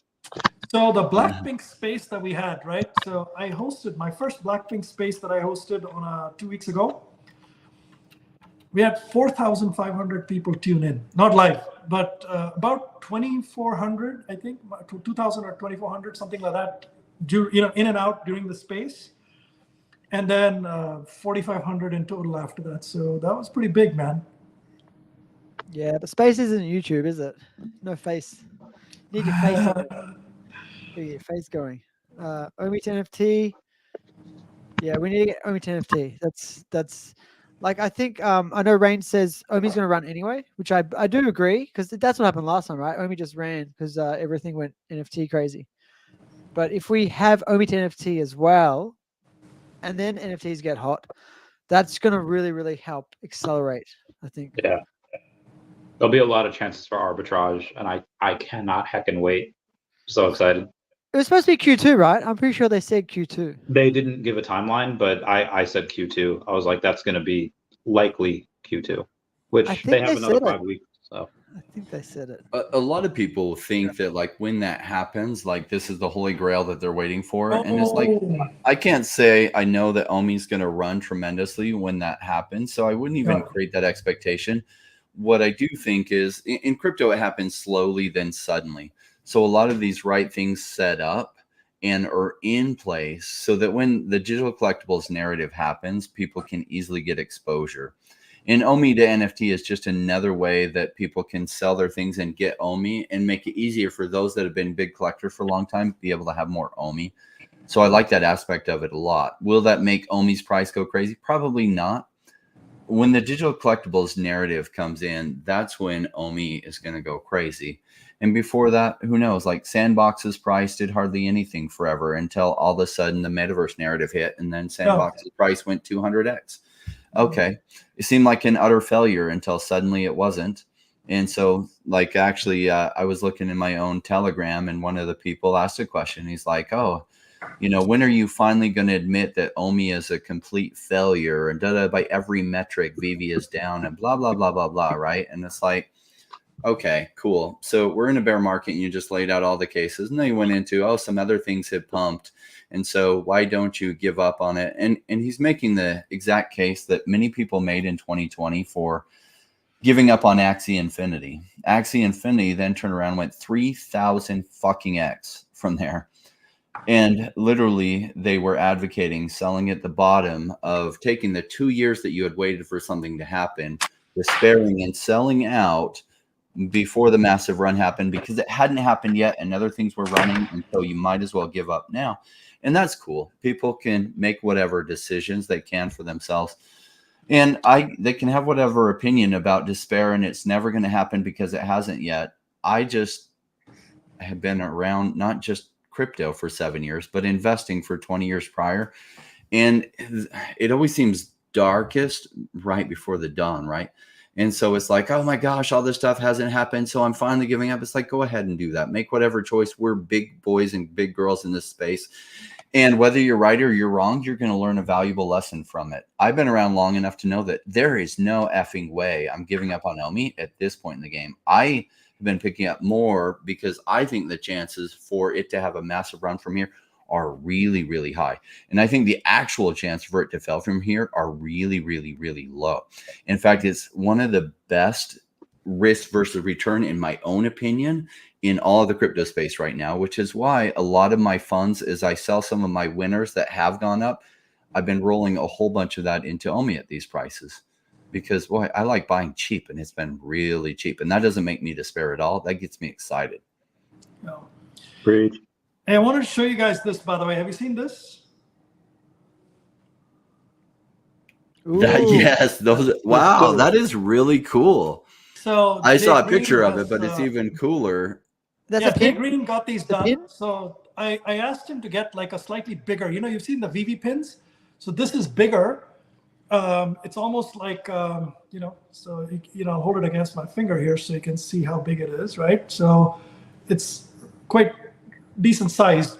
But anyway, so I ordered 100 of these and to gift. So it's these are $10 each, by the way. So I've got $1,000 worth of these pins, and whoever ordered the Ecomi hat, right? The first 100 orders, you're gonna find this inside. And then, have you guys seen this? Ooh, that's fancy. I want one of those. Yeah, I want one. So this was done by Stan. So Stan, he gifted me 5, and I ordered another 5 more.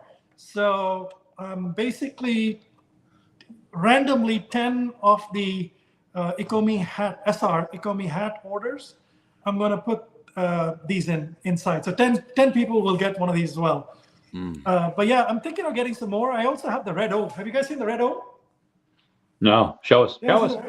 Let me say Yeah, this is fun. I'm liking this merch. Yeah, dude.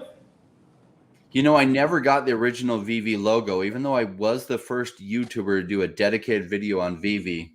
They probably didn't give it to me because I didn't cover VeVe every day or every time. But, and that makes sense. But like, I was so jealous of those cool VeVe logos. So it looks orange there, but it's bright red. Interesting. You know, it's some color that, you know, something wrong with the, you know. Yeah, the camera doesn't yellow, like but it's it actually and changes bright the red. color. That's Yeah, cool. it's bright red here. Oh, on both sides too. That's fun. Oh yeah.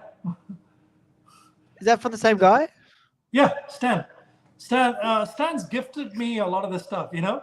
So does he have a website I we can don't know, buy this man. stuff Why from? people He do did that, a really but cool job on those. he's done Is an there a excellent website, Sanjay? Does he have a Say that website or again? something we can buy them? He does have a what is it called? Etsy page, I think. Okay. Or Amazon seller or something like that. He has a page. But yeah, so I have this, and then the Redo looks really good. And then the Woo! Ecomi too. We hit 500 guys. 500 people watching. Over Yay! 500. Over 500. But yeah, I'll get you guys some of these as well. And you guys know the Ethereum ETF just got approved, guys, and I haven't even started Whoop, trading whoop. yet. So, OMI's paired with Ethereum on Base. Just saying. We have a good couple of good several months ahead of a good year at least ahead of us. Yeah, 12 months. 12 months of crazy Yeah. bull time.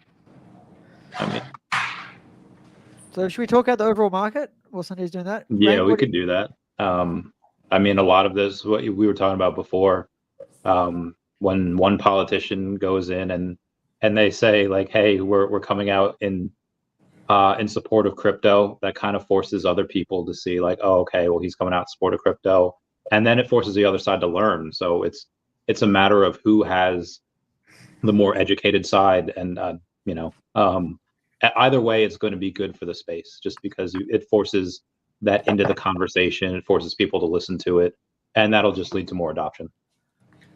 It also leads to political pressure right now. I think Democrats have all of a sudden did some internal polling and realized the amount of people that are single issue voters. And it can swing elections, not just for the presidency, but for the House and Senate seats too. And they realized, oh crap, these crypto people have power. So us taking money from all these banking interests and being staunchly against crypto because these crypto bros make too much money, whatever that guy says all the time, that always throws out the crypto bros, and he's part of Elizabeth Warren's anti-crypto army. It's really going to hurt the Democrats in the upcoming election, and they're starting to realize it. And so, like, there are some very pro-crypto Democrats, a few of them that have been awesome. There's one out of New York City, a congressman. I can't remember his name. He's amazing. But a lot of them part of this anti-crypto army and keeping established interests in power by not allowing these new things to happen. And what it's really doing is pushing all the innovation and the smart people out of the United States. And now with Trump coming out so pro-crypto, I heard that the ETH ETF got approved because Gary Gensler got some calls and massive pressure that's like, hey, Democrats are going to lose on this crypto issue. You better reverse course on this. And so they'll say that it wasn't politically motivated. Of course it was politically motivated. And so we're probably going to see the SEC having to start softening their stances on things. And you're going to see probably a lot more Democrats. I mean, a lot of Democrats, powerful Democrats. You realize Chuck Schumer came out against Biden in favor of the amendment on what the SEC was doing. And he's the second most powerful Democrat in the whole Democrat Party. And so you're seeing Democrats realize, oh, crap, we're going to lose a ton of votes because there's so many single issue voters that will vote against us if we don't get crypto right. And so that's a great thing. We saw it happen in where was it? In Asia. It wasn't Singapore. It might have been South Korea, where like the candidates were like fighting as far as who was going to be more pro crypto. So it's really good seeing Trump started that battle, right? He came out today even more crypto. And it's going to put the Democrats, as they're doing some polling and finding out about these crypto voters that they have been seriously pissing off the past 3 years, and like, oh, crap. And hopefully reverse some stance, because Democrats have a lot of the power strings right now. They have the Senate, they have the presidency. The presidency has control over the SEC.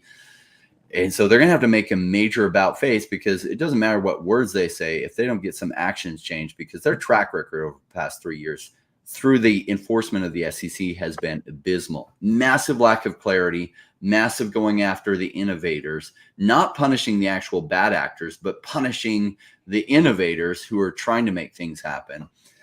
That's really not a good look. And so if Democrats don't show some actions, their words aren't going to be enough. I think there's a little bit of support just from the libertarians as well, where you see that people wanted Ross Ulbricht to be free, and Trump promised that if he gets elected, he will. And if anyone doesn't know who he is, he just happened to be the founder of Silk Road. And that's obviously something that's really near and dear to the crypto community's heart. Yeah, the fact that other people haven't tried to get him free, at least political wise, is it's a testament saying that, okay, well, they could say what they want. Oh, if I get elected, yeah. But, the people in power that had that chance to go and free him, and then they haven't. So it's really telling. That's a good position Trump got him in. Yeah, it also helps with that argument of should you get in trouble for creating a marketplace, right? Because you have the people that created Tornado Cash being pursued by U.S. authorities and prosecuted by U.S. authorities for creating Tornado Cash, meaning programmers going to jail because of what people then do with their code. That's not a good precedent. And this guy who created the Silk Road going to jail because bad things were transacted on his marketplace that he created. I don't know that that's the precedent we want in place. Yes, bad things happened on Silk Road and it was transacted, a lot of bad things on it. Do we throw the creator of the marketplace in jail? I don't like that precedent. Yeah. Hey, anybody want to do some tech support here for me? So I've never bought Ethereum on Base, in Coinbase. So do I buy Ethereum Base on Coinbase? Is that what I'm doing? Just buy Ethereum. You just buy Ethereum in Coinbase. Just buy Ethereum on what? Well, in Coinbase, I think it already is base Ethereum. A Coinbase, yeah, a Coinbase wallet. You just have to look at the network. Wait. So I want Base only, right? So to get Base only, I've got to get Base Ethereum. Yes. You just have to get Ethereum on Coinbase, and then so I have to do that not in the wallet. I have to do it on Coinbase, right? You got to buy Ethereum on Coinbase, correct? Correct. And it's Ethereum on the Ethereum exchange, not Base. Well, you can export it. You're buying it on Coinbase. You can then send it to the Base chain or the ETH chain. Got it. When you're holding on Coinbase, it can be sent to either. Yeah. Okay. And then don't swap it. Make sure you use Uniswap to buy it. So use Uniswap hooked up to the Coinbase wallet. I've never done that. Pardon? I've never done that. Because if you swap it, sometimes it gets in a dodgy liquidity pool and you won't get the right amount of tokens. So it's best to use Uniswap. It's something maybe I can should do a video call with figure that out Jordan after, and he can walk we'll you do through it, this make after. sure you get it done right. Technical support. We have 531 people watching, guys. I have to do a quick shout out to our sponsor, Epico Games. You guys can see in the corner of the screen, we've got Epico there. Epico.io. They have really awesome, fun mobile games, and they've got some VR games coming out. They've got an NFT marketplace, and they're partner with OMI as well. They've partnered for multiple things, and yeah, Epico Games, thanks for sponsoring my channel, and make sure you check them out. Their token right now is only at 2 million market cap. It is so undervalued, it's crazy. We're getting some tier 1 exchanges later on this year. At a 2 million market cap, I own a lot of Epico, and it's great to be sponsored by them too. So yeah, that's all for that one. So if he buys, tell Venkatesh that if he buys an Ecomi SR logo, I'll buy that much worth his token on his platform, whatever it is. I'll let him know. I talk to Venkatesh quite often. We were chatting yesterday. I did dinner with him in New York a couple times. He's a cool awesome. guy, man. Yes. He's a very cool guy. He's a very bright guy, very cool guy. He was just on podcast recently. He's very switched on. I haven't spoken to him. I should probably send him a WhatsApp or whatever, man. Like, yeah, I'll buy your stuff, dude. Like, you gotta buy an Ecomi SR logo, though. Yeah, also, I'll let him know. I'm sure That is a very fair deal. You don't get. Yeah. Like you know, it's a win-win. You're spending your money and you're getting that Ecomi SR logo, and I'm not getting anything. You're getting it, and then I'm spending money on your coin. What's it called, by the way? It's called Epico, the coin. Yeah, Epico. Yeah. Okay. It's on ERC20, so it's on Uniswap. It's also on Solana now. It's multi-chain. It's on 2 different chains. Right, okay. So you can get Epico on Solana on the Jupiter exchange, or you can also get it on MEXC exchange, or you can get it on Uniswap. And I was going to say that we're already past an hour and 30 minutes. So if you guys want to go around, just say like your 2 top or 3 favorite picks of crypto. And Rain, I just saw Bill Gunner saying DevX has a 25% pump today. It's DEFX, but yes. Oh, he is right. Definity. Yeah, I've got some of that too. I saw that pump. Looks good. I know. Keep Definity a secret for longer, guys. Sorry. I've been posting about it. 7 million market cap, guys. Definity 7 million market cap. Not financial advice. Never. All right. It is Ray, financial advice. Keep All right, so what are we defending going the around secret for a while longer. if you guys can give your top 2 or 3 tokens, and we'll call it a day. So, Randy, do you want to go first? Yeah. So I gave you my thesis for OMI. It's one of my top picks in this market, and that's right. A lot of people, number one, some of the people watch this, they're not even crypto. They're just collectors. Cool. And maybe cryptocurrency investing isn't right for you. It's not right for a lot of people. They just don't have the patience to make it work. There is a 4-year cycle that you have to understand to really do well on this. No, the numbers don't look good. 90% of people do not make very good money in crypto, if they make any money at all. Most of that 90% lose money. 5% do okay. The top 5% make incredible gains in this. Incredible. But they're very they understand the 4-year cycle. They understand buying low and waiting and then selling high. And they're the 5% that you hear all the stories about, but not realizing some people hear those stories and they're like, oh, I'm going to do that too. And then after 2 years, of the bear market, Hey guys, sell everything at a loss. Sorry guys, there's a tornado alarm here in near my house, so I gotta run. I gotta Okay. figure out what to do here. This So Sanjay. Take care, I gotta run. Sanjay. See you Stay guys. safe. Bye-bye. Stay safe. Bye. Thanks. Meow. Bye-bye. Bye-bye. He's in So Texas. He's got OMI is cheap right now, and I really like it at this price. I'd say the chances that it does well from here, or the probabilities, in my estimation, are really, really good, which is why I've been buying more. And it's one of my favorites at this price. Bill Gardner mentioned Definity. I have been buying more Definity. Also, it looked like he had said Dev, like DevX. I've been buying more DevE at this price. Randy and I just had a talk with the founder. Like, what's going on there is really, really cool. Keep that a secret too. Don't share that with everyone yet till some additional bags are loaded up. Some of my top picks are those. Are we going over the top picks outside of OMI? Yeah, Definity's got to be one of my biggest ones. I guess something that is not a secret is Flow, and why I really like that is because it'll kind of do it double dips as far as good things about it. Like, it'll track with Bitcoin, so as Bitcoin goes up, so does the rest of the top 100. So that's something that Flow will do just because money's going into the market. And then the other thing will happen is when that digital collectibles narrative hits, it'll go again just because of all the projects that are built on Flow. So you have the NFL All Day, you have Cryptoys, you have NBA Top Shot, UFC Strike, and how many other people are building on that.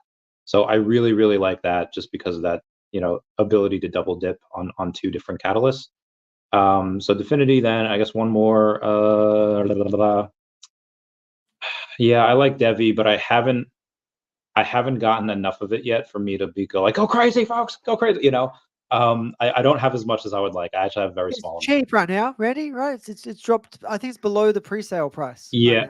Right, no, it's not below the pre-sale price. The second pre-sale, I think. Maybe the second. The first one definitely not. But yeah, it's So I'll get some more of that at some point. But yeah.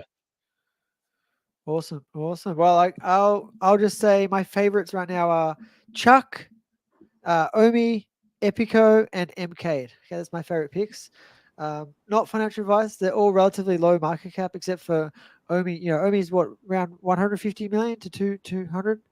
Still, yeah, like 180, give or take. Still not super expensive. We know that's hit 3 billion market cap multiple times. So, very likely to hit all-time high on this next run. If it does, from here, that's already like a 12x, 15x or something decent. So I think that's it for us, guys. Thanks so much for watching. We hit 550 people live. Nice. That's a record. That is a record. My body. That's awesome. Strap in, guys. The next 6 to 9 months is going to be a wild ride, and people will really see what it's like on this bull market that you're prepared for. Oh boy, it's the greatest thing in the world. Ray, did you want to mention you've got a course rebrand recently? Yeah. So my Zero to Crypto Hero course, I'm upgrading it and redoing some of the videos in it and other things. The price will be going up. You can still get it. In fact, Jordan and Randy each have a link. If you use their links, if you want to buy the course, it will get you half off the current price. The price is going to go from $400 to $977. when the upgrade is complete, you'll be grandfathered in. Like, you'll still have access to new course at today's prices if you want that. It really isn't built for people that are going to put $200 into crypto. It's really built for people that have more money than time. It's built to really shorten the learning curve, so that people that come in that are professionals, they're going to throw $10,000, $50,000, $100,000, 100, million into crypto. These are things they desperately need to understand to make better picks. It's built for those people, because time is what they don't have. And in the course in there is going to walk them through and explain a lot of things in a short amount of time, so that they can make much bigger picks. Because like I showed before, 90% of people do not do well in crypto. And there's just a few shifts that really smart people that have great business backgrounds and other things already understand that they need to understand about crypto too. So they'll make better picks and have bigger gains. So that's who that course is built for. Alrighty, we're going to play the outro music now. Let's get ready for some dance. Randy, you just say your last couple words? Just don't forget the feelings you had in the bull market. It's not like that will never come again. I mean, we're in a bull market now. You just have to wait for that narrative to hit. I had to talk with a friend of mine that just sold a couple things. Like, he's out. I was like, listen, you can do this. It's your own decision. But I told, friend to friend, like, it's really silly to sell down here. And again, I've been the one that's buying. A lot of people that have been selling, that have been rich small by the large whales that are buying. And why are they buying? Probably because they think a lot of things down here are a really good deal. And I agree. Alrighty. See you guys next week.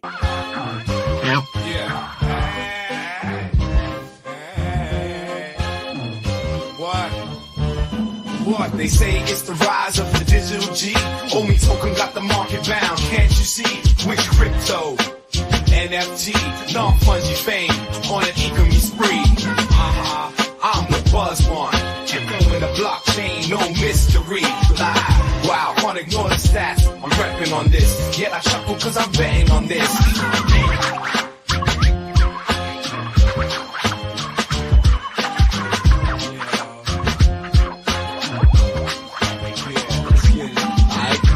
Rise with them digital kings. Value surging while my wallet sings. Ecomi, OMI, that's the play. NFTs jumping day to day. Look at the charts.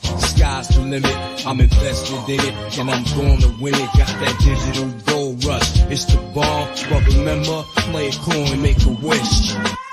This is not financial advice. Thanks for tuning in. Now. Yeah.